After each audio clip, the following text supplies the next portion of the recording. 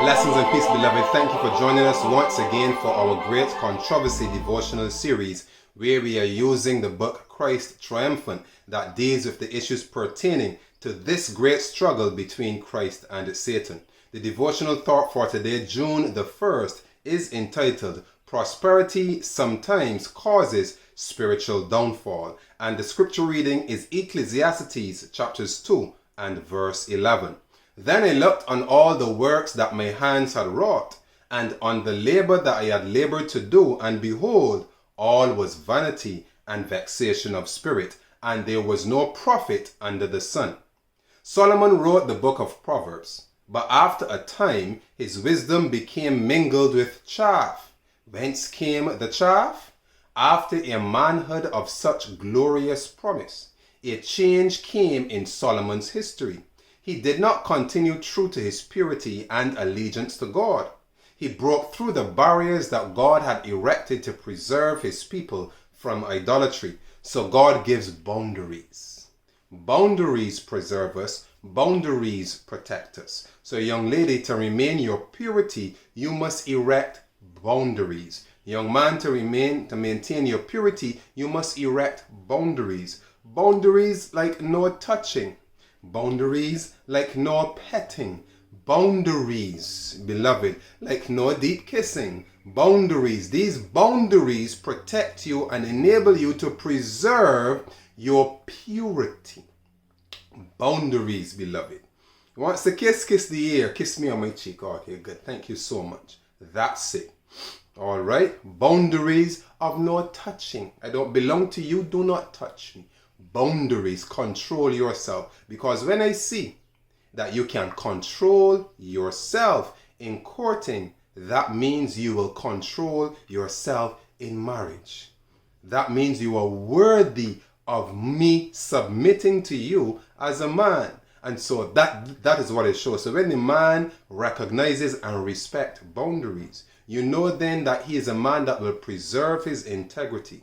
He's a man that you can trust. He's a man that is not going to go and do things that he ought not to be doing. He's going to preserve his family unit. So this is what you want to see, the preservation of boundaries. Where there's no boundaries, beloved, you have no defense mechanism. You have no protection. You're like a city without a wall that can be overtook by marauders, that can be easily overcome. So erect your wall, erect your boundaries to maintain your purity, preserve your dignity, and prevent yourself from baggage and scars, emotional scars and emotional baggage, and going through unnecessary experiences. This is what these boundaries do.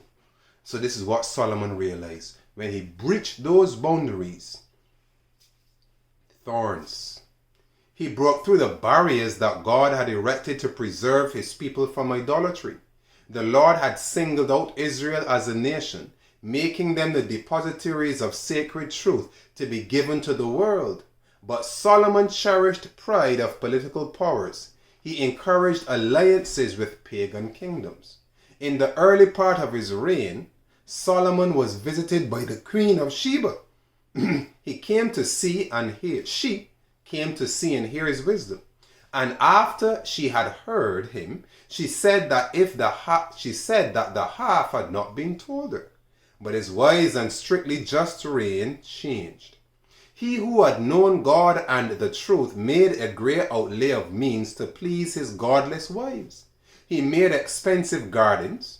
God's money, which should have been held sacred to help the poor among the people, as God directed, was absorbed by the king's ambitious projects.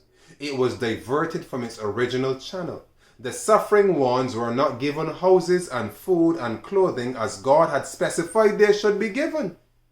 By his extravagant outlay of means, Solomon sought to please his wives and glorify himself.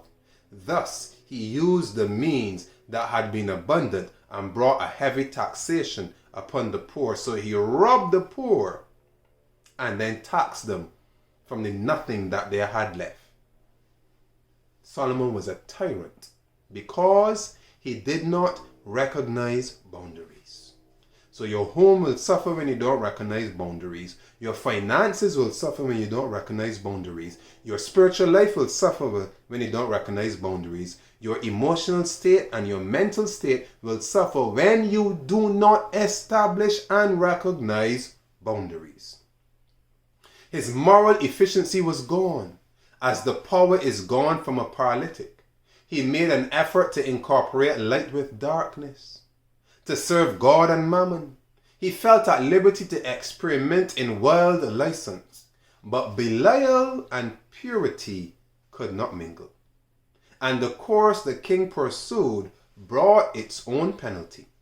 He separated from God, and the knowledge of God departed from him. That's it. The battery was depleted. Remember when we dealt with this here about 7 days ago? The battery was depleted now. That even the memory of God was no longer there. He separated from God, and the knowledge of God departed from him. There was no residual energy in his spiritual battery. All of it was spent, and therefore the knowledge that he had of God, he no longer knew God. Because he was not only disconnected from the source of power, he was not only disconnected from the source of power, beloved, but the battery life that was residual within him was now depleted, that he no longer had a knowledge whatsoever of God, because he did not recognize boundaries. People who have the use of money are to learn a lesson from the history of Solomon. Those who have a competence are in continual danger of thinking that money and position will ensure them respect, and they need not be so particular. The more money you have, the more boundaries you need to erect. So the rich who recognize the value of the riches that they had to fight for or work for, recognize boundaries. And then there are those who do inherit wealth that they recognize boundaries. They live modest, even though they have much. Boundaries. But self-exaltation is but a bubble. By misusing the talents given him, Solomon apostatized from God.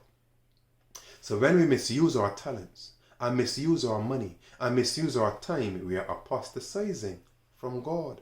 When God gives people prosperity, they are to beware of following the imaginations of their own hearts, lest they endanger the simplicity of their faith and deteriorate in religious experience. So the more money you have, more boundaries should be erected.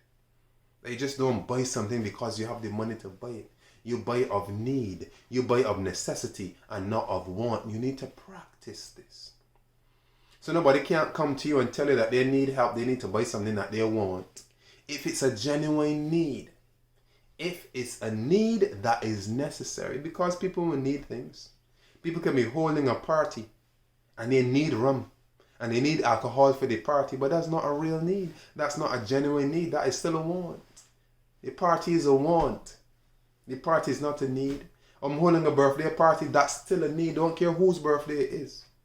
That's still a want, sorry. Not a need, that's still a want. So you deal with needs, boundaries. So to be a good steward of the resources that God has given you, establish boundaries. And this is how we overcome. Blessings and peace.